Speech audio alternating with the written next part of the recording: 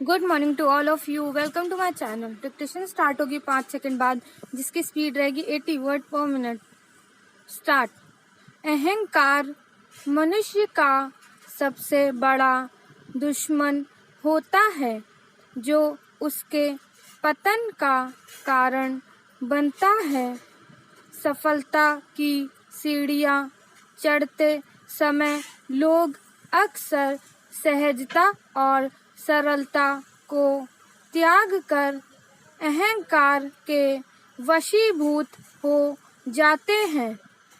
ऐसे में हमें सदैव सावधान रहना चाहिए कि अहंकार हमारे भीतर घर ही ना करने पाए। अहंकार जीवन को असामान्य बना देता है। यह हमें झूठ बोलने, प्रपंच करने और नाटक करने के लिए बाध्य कर देता है। कई अवगुणों से भर देता है। यह हमें कभी भी निश्चिंत नहीं रहने देता है। इससे मनुष्य के मन में हमेशा भय और आशंकाओं के बादल उमड़ते घमुड़ते रहते हैं। अगर इंसान राग, लोभ, मान और मद से दूर हो जाए तो उसे उन तमाम परेशानियों से सहज ही मुक्ति मिल जाएगी, जो अनावश्यक रूप से उसके जीवन में आ गई है। पैराचेंज। तुलसीदास जी ने रामचरितमानस में कहा भी है कि जो इंसान राग, लोभ, मान और मद से दूर हो जाता है, उसके लिए वैभव और विपदा में कोई भेद नहीं रह जाता है।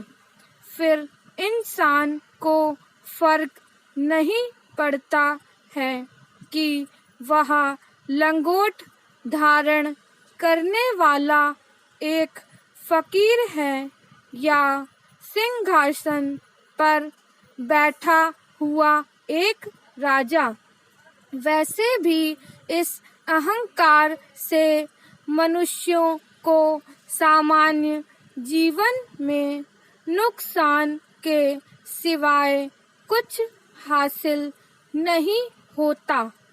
ऐसे में हमें भगवान राम से सीख लेनी चाहिए, जो सादगी, सहजता, सरलता और विनम्रता से भरा जीवन जीते थे। उनमें लेश मात्र भी अहंकार का भाव नहीं था। वह बहुत ही दयालु प्रवृत्ति के थे। महात्मा गांधी भी श्री राम के पद चिन्हों पर ही चलते थे और अहंकार से दूर सहजता की प्रतिमूर्ति थे। पैराचेंज।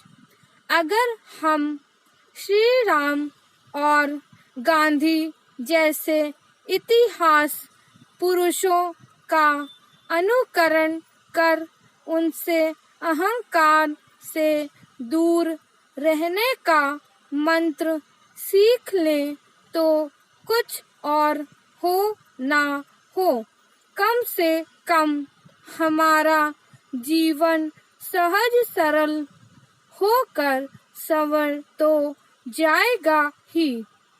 साथ ही हमें आडंबर युक्त परिवेश में भी नहीं जीना पड़ेगा और हमारा जीवन सुख से भर जाएगा। यह सब संभव बनाना उतना कठिन भी नहीं है। स्टॉप। नेक्स्ट स्टार्ट होगी 5 सेकेंड बाद, जिसकी स्पीड रहेगी 90 वर्ड पर मिनट। स्टार्ट। मोबाइल फोन के जरिए साइबर अपराध को अंजाम देने वाले गैंग का भंडाफोड़ किया जाना एक अच्छी खबर तो है, लेकिन इस एक अकेले गिरोह की नकेल कसने के आधार पर यह नहीं कहा जा सकता कि धोखाधड़ी करने वाले तत्वों के दुस्साहस का दमन होगा। देश में ऐसे गिरोहों की गिनती करना मुश्किल है जो साइबर अपराध में लिप्त हैं। केंद्रीय गृह मंत्रालय और विभिन्न राज्यों की पुलिस इससे अपरिचित नहीं हो सकती कि करीब करीब हर दिन देश के किसी न किसी हिस्से में साइबर धोखाधड़ी होती है। यह ज्यादातर मोबाइल फोन के जरिए ही होती है।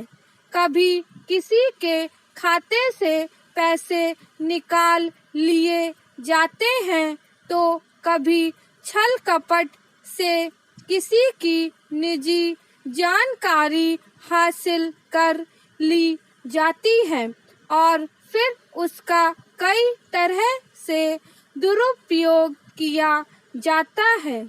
इससे संतुष्ट नहीं हुआ जा सकता कि ऐसे अपराध रोकने के लिए साइबर सेल बने हुए हैं और शिकायतें दर्ज कराने का तंत्र भी काम कर रहा है, क्योंकि सच्चाई यह है कि ये सेल उतने प्रभावी नहीं हैं जितना उन्हें होना चाहिए।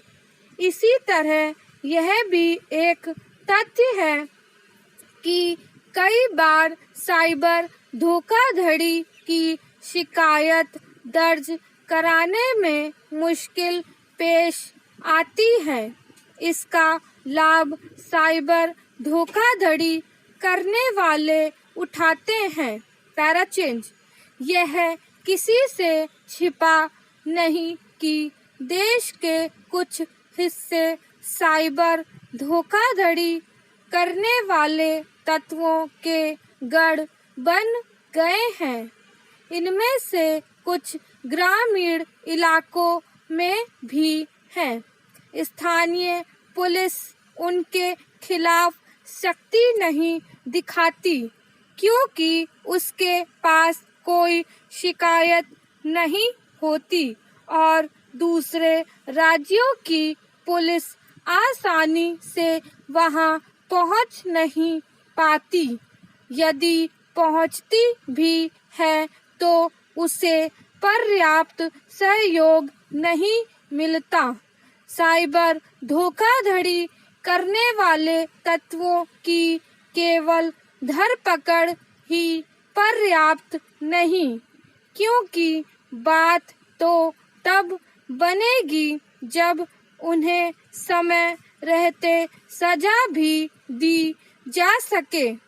यह ठीक नहीं कि साइबर अपराध में सजा की दर बहुत कम है। एक ऐसे समय जब देश में डिजिटल लेन देन और मोबाइल बैंकिंग का चलन बढ़ता जा रहा है, तब साइबर धोखाधड़ी करने वालों का बेलगाम होते जाना गंभीर चिंता का विषय बनना चाहिए। साइबर धोखाधड़ी करना इसलिए आसान बना हुआ है क्योंकि फर्जी या किसी दूसरे के नाम से मोबाइल फोन और सिम खरीदना अभी भी आसान बना हुआ है। यह कितना आसान है इसका पता उस चीनी नागरिक की गिरफ्तारी से चलता है जिसने हजारों सिम खरीदकर चीन भेज दिए थे। आखिर यह कैसे संभव हुआ?